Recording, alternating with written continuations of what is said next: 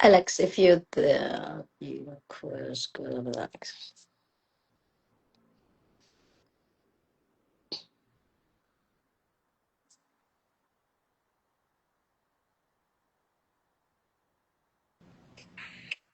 Hello, Alex. Hello.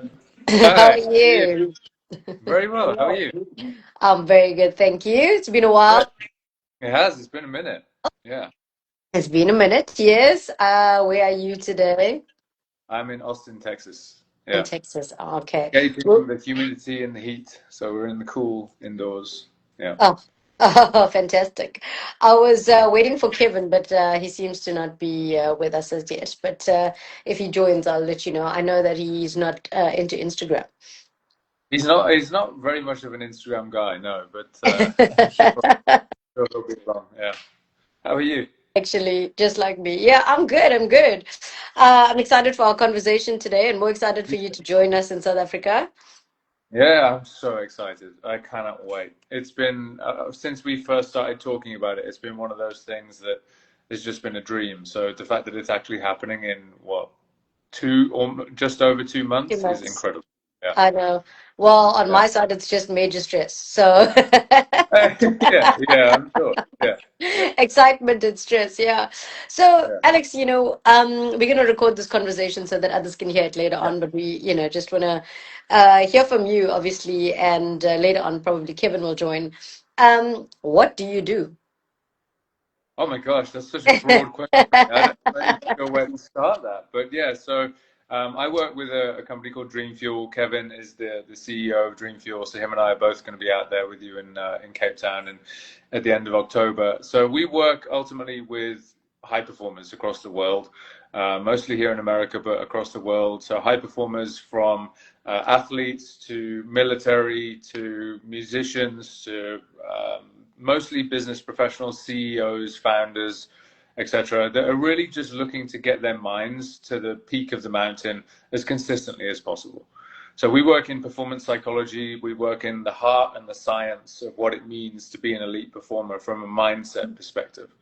So that involves nervous system work, it involves traditional psychological frameworks, but it's mostly coaching among those different modalities to get people A to the peak of the mountain and B to stay there as long as they can.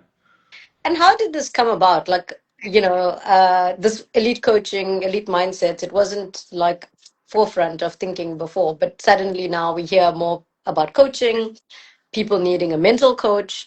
Like, what's Yeah, happened that we need a mental coach? Because people before we were like, oh, we're all cool, Now we need yeah. mental coaches. What has happened to get us here? Why do we need this? So I think, I mean, really performance coaching started out from sports psychology. So we're very aware, I think most people are very aware, if you watch sport or if you've just played sport, then we're very aware that athletes are under a lot of pressure, under a lot of stress. I grew up playing rugby, so I'm a big, I'm an England rugby guy, but I'm a huge fan of the Springboks, of New Zealand.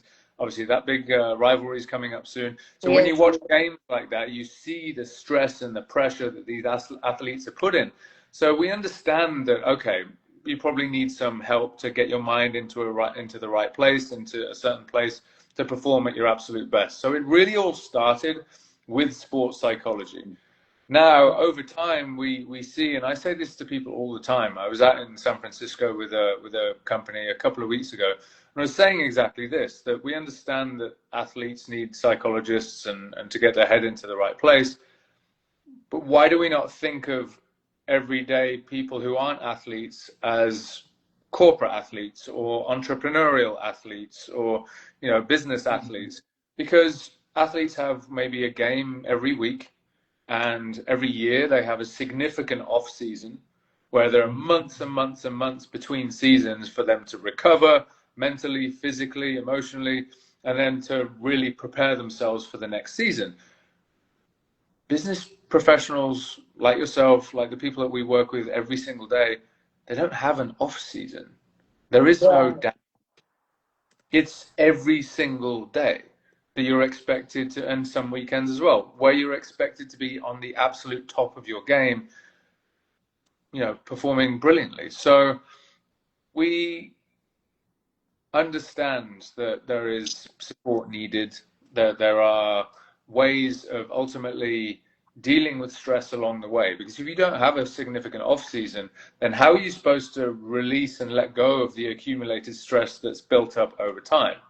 If you're working every day and you're expected to perform every single day, there is no moment there where you can just slow down and actually do the work to release all of the stress and tension that's been accumulating. So that's what we do.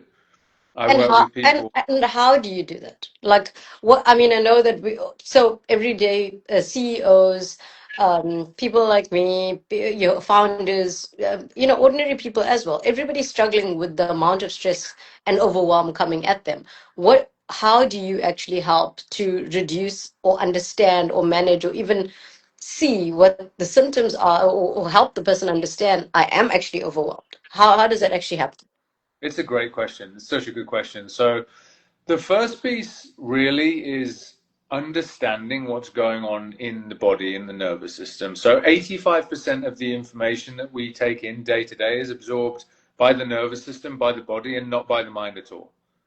Yet we think of stress as almost exclusively a psychological, a mental thing. I'm up here, I'm stressed out.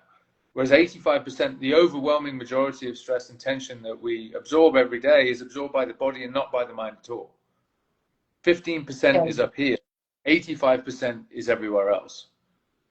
So then we just think we're able to wake up and just do it all again. And we wonder why we're getting brain fog and why we're not able to put our thoughts together as well as we did yesterday.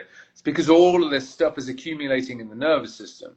And if we're not shifting that through, if we're not clearing that out through things like breath work, through things like, even just going for a walk or expression at dance or movement or just expressing our bodies, working out, moving, then it just accumulates and accumulates and accumulates, and it starts to block how our minds actually work.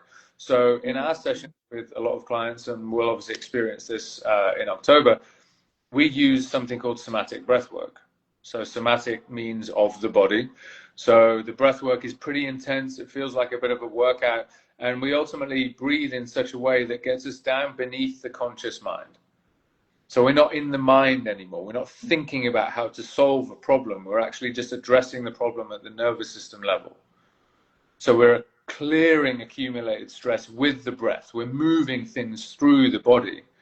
And oftentimes what a lot of people will feel off the back of breath work like that afterwards is a huge amount of clarity in their body, but a lot lighter. And it's not until usually after those sessions where people sit back and they're like, I do not remember the last time I felt this way. I Yeah. feel so light. I feel so there's a freedom in the body, in the nervous system.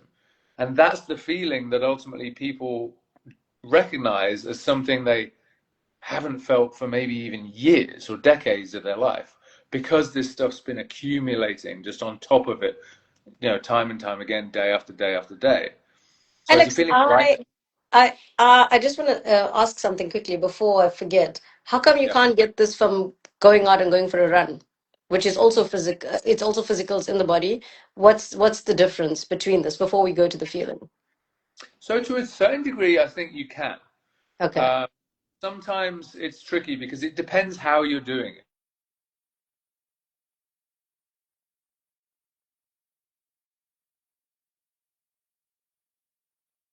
Very free. They're very fluid. They're very loose. But I don't know about you, but when I run, I'm very tight because I'm not a very good runner. Yeah, So right. Yeah. I'm so tight. My shoulders are tensed up here. So it becomes quite a tense activity. Okay. Particularly if there are potential for injuries and all of this kind of stuff. So I find there's a lot of coaching needed to get to a place where you can run that well, that it becomes a very freeing activity.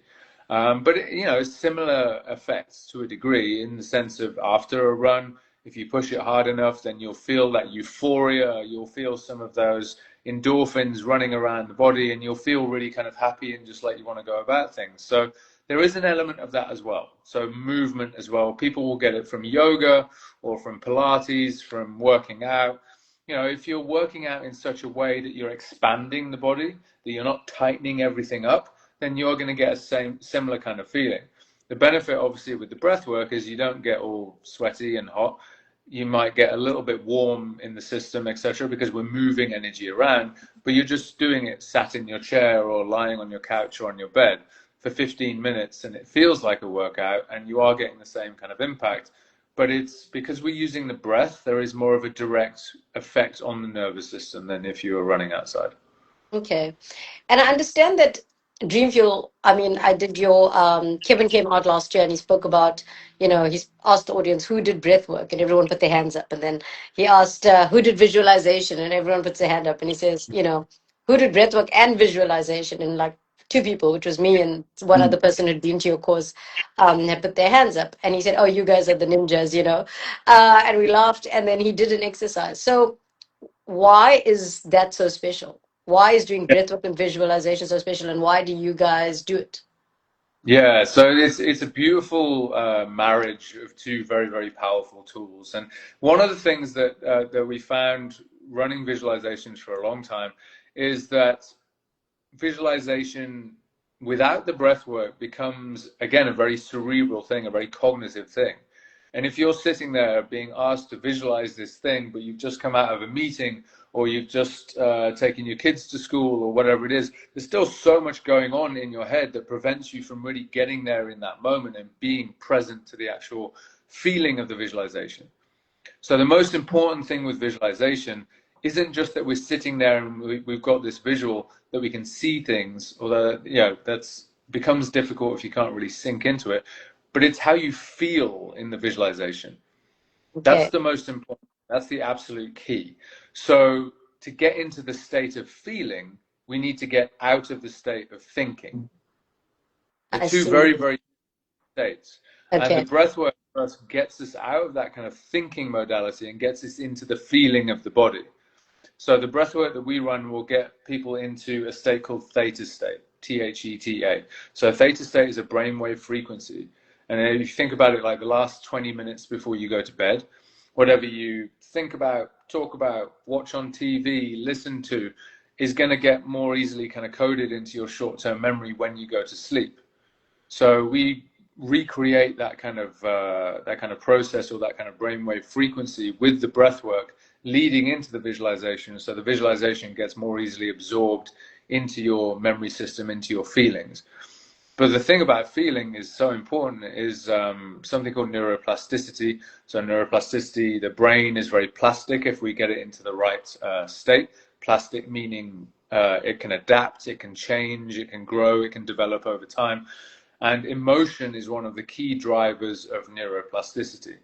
So if we can get the visualization emotional enough, so the work that we do with individuals in particular, but obviously a lot of groups, but when we work on an individual basis, we can get really into the details of what it means to what the visualization means for a particular person.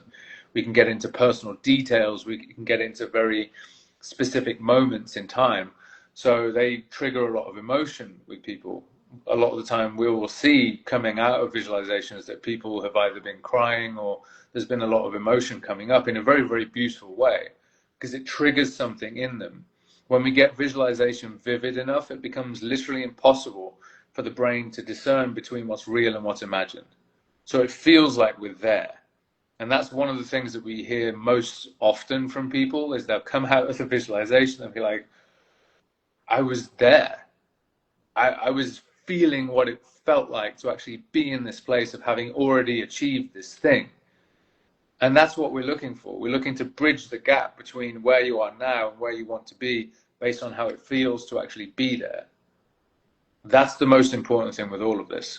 and Yeah. I think that's the most powerful part. I see Kevin's joined. Hey, Kevin, if you can just hit join the conversation, we'll let you in. I think I didn't really clearly understand that until we did it.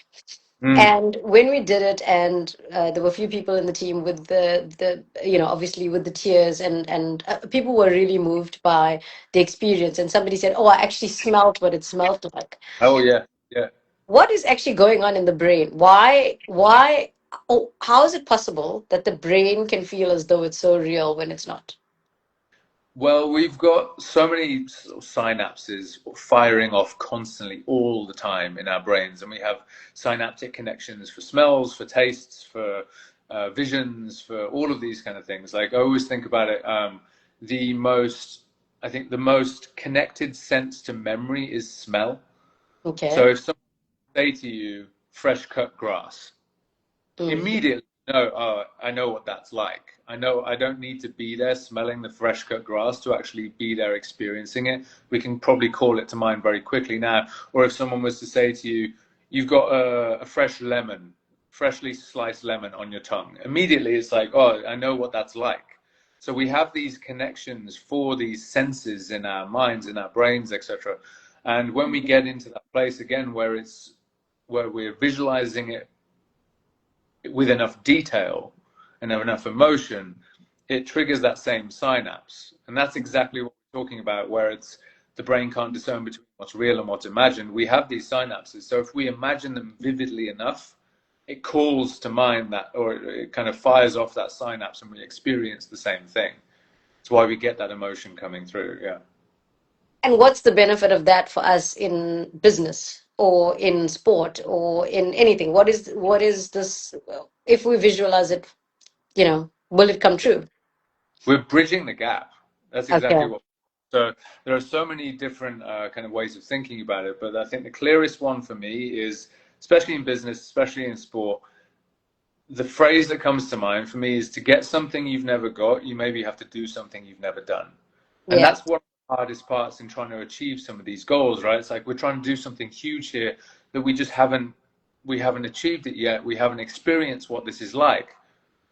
So then how do you experience it before you've done it? Well, we visualize it first and we get into the emotion of it so you can actually experience what it's like pre-achievement. So if we can feel what it's like to have achieved that thing already, then we're bridging that gap. We know what it's like to have been there already. So we don't have to imagine it anymore. So our emotions, our behaviors, our actions then start to align more with the actions that are actually going to get us there. So it's not some magic process where we see it in our minds and then it becomes true. It is the consistent, persistent, what's the word I'm looking for? Connection with the feeling of what it feels like to have got there that then starts to align our actions and behaviors along the way. And that's one of the most important things there is the persistence and the consistency of the connection. So the brain ultimately, those synapses that we just talked about in terms of firing more efficiently, one of the reasons why we can most readily call to mind the smell of freshly cut grass is because it's likely one of those things, depending on where and how you grew up, etc., that you smelt very often, just walking around your neighborhood, etc. So there was a repeated pattern for that thing. And that's what neuroplasticity also relies on. Neuroplasticity relies on three things. Number one is emotion that we've already talked about. So it needs to be an emotive thing. Number two is discomfort. So we'll take people through that breath work, and you've done it. The breath work's tricky. It's hard. You got to Very put effort hard. in. Feel like a workout. So there's discomfort there. Number three is repetition. Okay, so there's this process in the brain called long-term potentiation.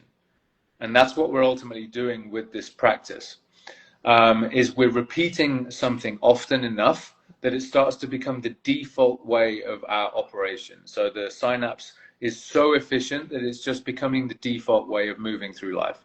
And that's what we're looking to do through the visualization. We haven't achieved something yet, business, sport, whatever it is. If we start to repeat it often enough, the brain gets into this state where it has already achieved the thing because it can feel it. Therefore, your actions and your behaviors just align with having already achieved that thing. That's how we bridge the gap.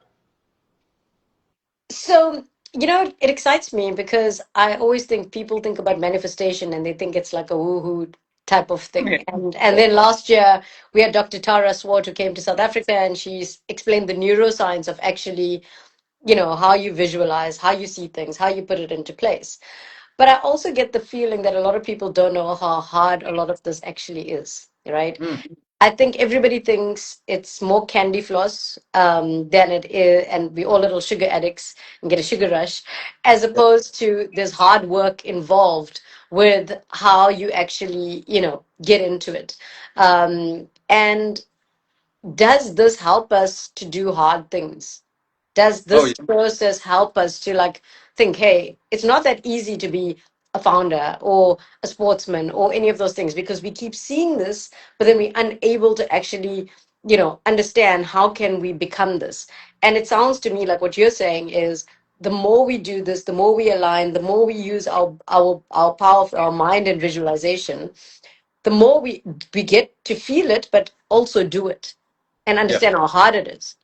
Yep. Yep. I think there's another piece there, which is what you said was just beautiful. I love that so much. Feel it, to do it. There's also to be it, To be right? it. So Exactly. Yeah. bring it into identity, and that's Yeah. such a huge. This we talk often with people about the idea of discipline and willpower, and there's a great book called Why Willpower Doesn't Work. I Yeah. forget the author, but he's making the point in the book that if we're relying on willpower for more than like 5% of the time, then we're probably doing something wrong. We're probably being fairly inefficient. So instead of just willpower alone, yes, we'll need discipline and willpower at some point, but hopefully, further down the line. If we're then relying on mostly environment, systems, and identity, that's where the bulk of the work is. If we get those three things aligned, environment, systems, identity, then we should need willpower and discipline less. So the identity piece there is absolutely huge. And that's one thing that visualization and breathwork can really, really help with is the identity of I'm not this person that's striving for this thing. I'm this person who's already achieved this thing. I'm just naturally kind of bringing it into my reality kind of thing. So the identity piece there is enormous. Yeah. So there's a big conversation around identity now. I think everybody's starting to understand, it's your beliefs that have created this, your thoughts, and where you are right now. How do you shift your identity? Is it something you first think about? Is it something you go, oh, hate my life, I'm so stuck? Like Mm. people keep saying, like, I know I need to change my identity, but Mm. what do I do? Is it that it needs to start with a dream first, that you want to do something and then you get there with visualization? Like what could be a process that somebody who would go like, I'm so stuck, is it a physical thing, is it a mental thing, how do I actually get unstuck? Yeah, it's absolutely both. So the one of the key uh, frameworks that we use at Dreamful is this bidirectional model, bidirectional relationship between ultimately psychology and physiology. So if we, for instance, if you have the psychology and you're just kind of thinking yourself into trying to think yourself into success, I'm a leader, I'm a winner, I'm achieving these things, you've got all of this positive self-talk going on. But if your nervous system and your body doesn't accept it, if it's still tight, then your whole system isn't going to absorb and ultimately live from that identity. Okay. Similarly, if your body is really good, you're using the sauna every day, you're working out, you're using the cold plunge, whatever. But if your thoughts are not there and you're kind of down on yourself, your self-talk is negative, then again, it's not going to come to pass. So you need absolutely to focus on both, which is why we use that model, why we do use somatic breathwork techniques and the psychological frameworks with people, because you then meet in the middle. Your physiology and your psychology are both pointing in the same direction. If one is pointing over here and the other's over here, then you're never going to get there. You need alignment between physiology and psychology to ultimately get there. So one of the things that we really kind of work on is if there are still negative self-beliefs going on in the mind about yourself, etc., one of the things that we really need to do in that process is this process of depotentiation. So if there's a particularly loud self-belief that I have about myself, then what I can do there is ultimately get into a place with breath work where we're maybe taking much longer exhales than inhales. Maybe we go for a 4-second inhale and an 8-second exhale. What we're doing there is we're repeating that negative belief. We're actually getting our nervous system into a place where it relaxes around that belief. Because what a lot of the Yeah. time, what we have negative self-beliefs, our bodies immediately kind of tighten up around it. They kind of hold on to it almost. because to a certain level, at some point in life, that belief may have been helpful. When we were kids, when we were adolescents, etc., some of those negative beliefs may have kept us safe. So we may be holding on to that in a way that is helpful for us. But as adults, we want to let it go. What we need to do in order to let that go is to relax the nervous system around that belief. We're not anchoring. If we can let our nervous systems relax around this belief, we can turn the volume down on that belief. Once we turn the volume down, it has less of a place in our nervous system and our synapses.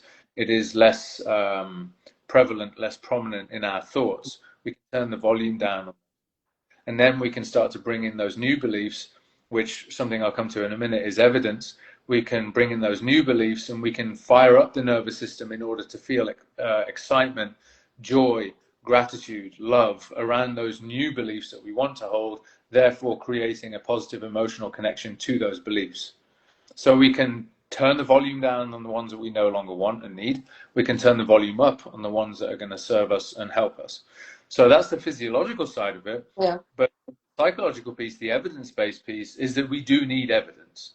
We need evidence of those things being true. We can't just tell ourselves that, well, I'm going to run a 9.5 100-meter dash at the Olympics and it happens. It's not going to happen. Yeah. We need evidence of those things being remotely true. So do I show up consistently every day and do the work? Do I, if you know, I remember James Clear talked about it in the book Atomic Habits. Habits. Yeah, it's, do you need to go to the gym 5 days a week for an hour at a time to consider yourself someone that's a gym goer? No. You go for maybe 2 minutes once a week, and you're a person who goes to the gym. Okay, so can we start there? Can we have a really shallow on-ramp for these things and actually just start small and then just build up over time? Maybe you start off going to the gym for once a week for 5 minutes. You just go in there, you do a couple of stretches, maybe you get on a bike for 3 minutes and then you leave. Okay, cool. The next week you do that twice. Next week you do that 3 times. The next week you stay for 15 minutes instead of 5. And we're just building up from there. You're slowly just building the evidence that you are the person that you say you are. So you're not, you know, we always know when we're lying to ourselves or when we're kidding ourselves. The nervous system knows as well. So Yeah. we're putting that into our identity through our actions, through our nervous system. Yeah. I remember him telling the story that the one guy went and he just drove to the gym and he just went to the parking lot and got inside for like a week and people like, what are you doing? And then finally he went inside, they said, no, now I go to the gym, Yeah. Yeah. And it's quite interesting what you say. So say my identity then catches up with my belief, everything catches up. What happens then? Your identity catches up, then it starts to become a real kind of, I think about it in a line graph, like the hockey stick. It really starts to just go. And we get this beautiful,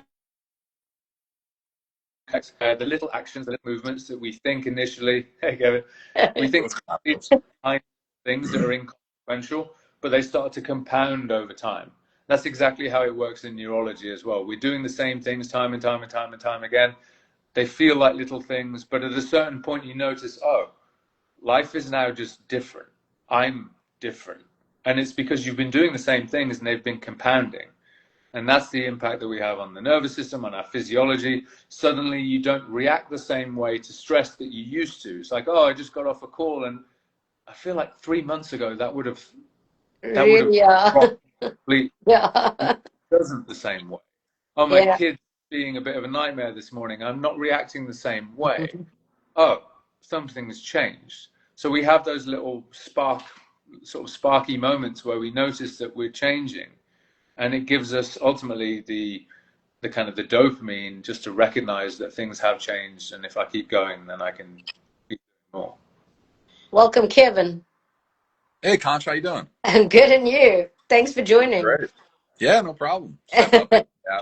It took about 20. I was saying to someone when we were trying to do this all, I said, all these 3 people, including myself, are not really big on any social media. It's probably why we have our stress under control, right? Kevin, welcome. We've just been having a great conversation. I don't know if you've been listening to the. Yeah, I've been listening, Alex. Awesome. Do you have any questions for Alex? He's asked me all the questions he can at this point, I think. Kevin, I want to ask you something. So we talked about this a couple of times, and I think Alex and I got to the point now where we're talking about becoming a new person, having this identity. And there's something that you and I used to chat about is like unlocking this flow state. Um, what once you get to this identity, is that when you get into a flow state of your own life? Or what is flow state? Yeah, so flow state is where you stay centered and in a state of high productivity where time starts to dissolve so you don't notice the passage of time. It normally happens when stakes are a little bit high enough that you have to be focused. Um, but yeah, I mean, it's when you're able to stay in a state like that that's optimized, and the triggers that normally rock you just don't anymore. So you've kind of got most of the triggers that pull you out of flow figured out and covered. Some people can be in flow state for long periods of time. They've cultivated and worked on their state for a long time, learning how to get by these triggers, learning how not to be triggered into like a flight response or a freeze response when adversity strikes. So yeah, I think flow state is a spectrum.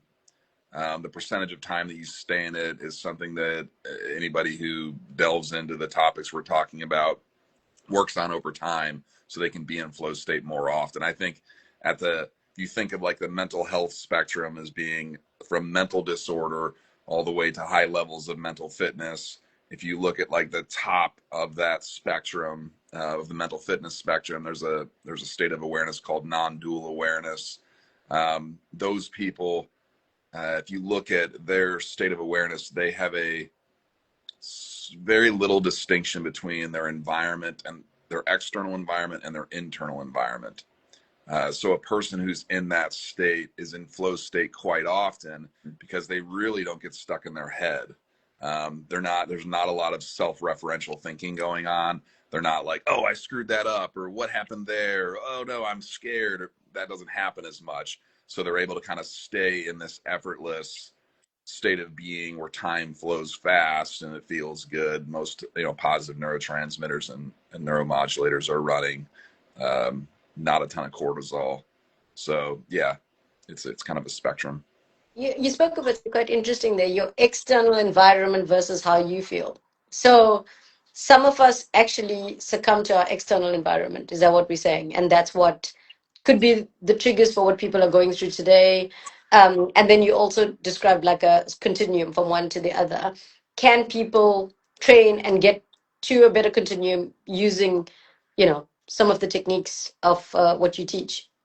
Yeah, it takes a lot of work. It kind of like what I'm trying to say is if somebody's in higher states of the mental health spectrum, they have a difficult time, not a difficult time. They don't, there's not a lot of self-referential, self-reflexive thinking going on, mind wandering. Mind wandering is a thing that normally knocks us out of flow. You're in the moment, you're enjoying yourself, you're in a situation like this right now. And then, the default mode network of the brain, which is the part of the brain that kind of is always giving us feedback and critiques and criticism, pops up and says, hey, Kevin, what did you just say there? That wasn't in alignment or something. It just knocks you out of flow.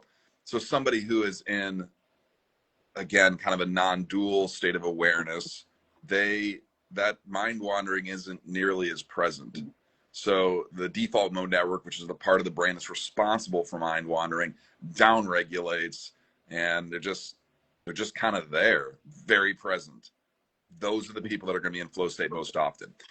With the other situation where people get in flow again is in challenging situations like extreme sports, big wave surfing, half pipe skateboarding stuff, because the consequences can be injury or death. And then the brain automatically goes into flow. If they have the skill set to do it. If they don't have the skill set to do it, they also won't be in flow. For people who want to be in flow in non-life threatening situations, they have to cultivate a level of awareness again, where that default mode network is downregulated to the point where there's just not a whole lot of self-referential mind wandering happening. And that can measure that. There's something called internal neural time scales, or autocorrelation windows, where they'll actually measure an event that happens with fMRI, like a bird chirping outside. The brain will focus on that for as long as an automatic thought coming up, like, I'm not good at this. Like, the brain just doesn't care anymore about those thoughts. So it's like, the external environment and the internal environment, the brain sits on those two events about the same period of time. So they're just flowing. Thoughts are coming in and out. It's kind of like you've trained your nervous system to always be meditating. And it is long-term meditators that tend to have a higher correlation of being in those higher states of awareness. Okay, so interesting, point there. Meditation versus breath work versus neuroscience and all of that. Where does meditation sit in all of this? Meditation is a way to learn how to be, in my opinion, a way to learn to be aware of your thoughts, to be aware of your internal mechanisms, to be aware of the environment in a non-attached way. So it's a way of cultivating an open awareness that, again, is more in alignment with non-dual states that we were just talking about. And it's really slow. I mean, on the studies that I'm aware of, people tend to start entering those states after 5, 10, 15,000 hours of meditation. So you need expert status on meditation is when those states are normally coming, because you're rewiring the brain. Again, downregulation of the default mode network, like that's a rewiring activity of the brain that is just slow. So meditation, yes, will cultivate more flow. Breath work, similarly, will cultivate more flow. It's another awareness exercise. It's another way to learn how to get acquainted with your internal and external environments more intimately, so you can be present with them without being fearful of them. Because fear is what knocks you out of flow. So Alex, Kevin, for both of you, you both have mentioned this before, that training your mind is like training a muscle, and it's like something that you can train in your body by understanding it better. Is that possible for everybody? That's in business. I mean, in business and people who want to get on the journey, right? So I'm thinking of Mind Matters. I'm thinking about a lot of people who are going to be there and going to be like, whoa, this sounds really difficult. And these guys only train elite performers. Like, can anybody get into what you guys are talking about? Yeah, 100%. We've worked with so many people now, and the one that always makes me chuckle is when we work with people who are initially skeptical. Obviously, everybody that's coming to Mind Matters are coming for a reason. They want to be there. They really want to experience these things. But we've had a number of people who we've worked with who've been initially skeptical about whether it's breathwork or visualization, etc. We've been into multiple companies with, tens of people in the room, and sometimes hundreds. And, obviously not everybody, I'm not going to say not everybody wants to be there, but not everybody's fully bought into what we're going to do. And then 45 minutes later, you're having a conversation with them, and it's like, oh, I wasn't expecting that at all. Yeah. It's really beforehand, but I gave myself to the process, to the practice, and they had this wonderful outcome. So it's, Kevin pointed out there that yes, a lot of this stuff, when we hear 10,000, 15,000 hours, etc., when we're talking about meditation, yes, that's an enormous amount of time. It's an enormous amount of dedication. And when you think about training the brain as similar to training a muscle, yes, that's true from the perspective of it needs repetition. Absolutely. If we're going to master these things, it needs high-level repetition. But that doesn't mean that we can't get into states where we have these powerful experiences of the mind if we haven't done those 10,000 hours first. That's why we use the breath work, to get us into that state, to get us into that theta state of the brain that we were talking about earlier, to experience these things. And I think that's the beauty of a lot of the stuff that we do, is we can experience this feeling of complete synergy between what we want and the outcome that we're looking for, the feelings of those things. We can experience that without having any experience of meditation and of breath work. You can get there in 45 minutes. Now, obviously getting there in 45 minutes Mm. once is very different from getting there consistently in order to rewire the brain, for sure. But that's the initial stage of the process where you can feel the emotion, where you can feel that it's indistinguishable between reality and what's imagined. You can get there, but it's the repetition of that kind of process that ultimately gets you to the place where there is that non-dual awareness. Yeah, I think just to add on to what Alex is saying, when we're talking about, I call it like durable flow or automatic flow that's just kind of always there. Again, that's the extent of this continuum. That's like, takes a ton of work. But if you think about the brain, you understand how it works, it's a lot like a computer. I mean, it's just programs, neural networks. And those programs are constantly running in the brain. Like 95% of our thoughts are automatic, semi-conscious, we're sort of aware of them, but they're happening automatically. When you try and meditate, you notice that. It's like, why am I thinking? I don't want to think. I'm not supposed to think. You're just constantly thinking. So it's just like a computer program. It's just constantly spinning off thoughts. Those thoughts, like Alex said earlier, are made typically in emotional situations or through repetition. Mm. So a thought that, I don't know, money doesn't grow on trees, Yeah. is like a program that gets installed in a lot of kids when they're younger by their parents, trying to tell them that, they can't have something. So they get this belief that money's difficult to attain. Okay, so now you have this belief, this program in the brain. It's just a thought, but it's been reinforced by your parents a lot of times, and it's sitting there. So you get in a situation where maybe you could, get a promotion or be more abundant or do something, and money doesn't come easy, and you don't accept the job or whatever it is. You don't take the opportunity because you have a scarcity mindset that was built when you were a child. That's a program. The brain is full of them. So when we work with somebody on core beliefs like that, we might use visualization, breath work, or a number of tools, hypnosis, neurolinguistic programming, something like that, to go in and flip that pattern around, like change it, write a new line of code for the brain, so to speak. So that person then makes decisions that are more in alignment with abundance, for example. That doesn't necessarily mean that that person's always going to be in flow state. It does mean that maybe when they have situations come up that normally would have made them feel scarce, that they won't. So they'll have a higher probability of being in flow when, again, challenges with scarcity come up. But if you think about the brain, there's millions and millions of programs and thoughts that are in there. So, a person like Alex, a mental performance coach, is often going in and doing surgery on the networks that are the most vulnerable, the ones that are the most limiting for the person in their career, their life, their family life, their joy. So yeah, there's a reason why neuroscience and psychology are such deep fields. It's not easy. It is complex. There's no tape measure for the mind. In physical fitness, it's like, oh, we can figure out if you're losing weight by putting you on a scale. In our work, there's nothing like that. I mean, you can try and use fMRI, but who the heck's got one of those sitting around?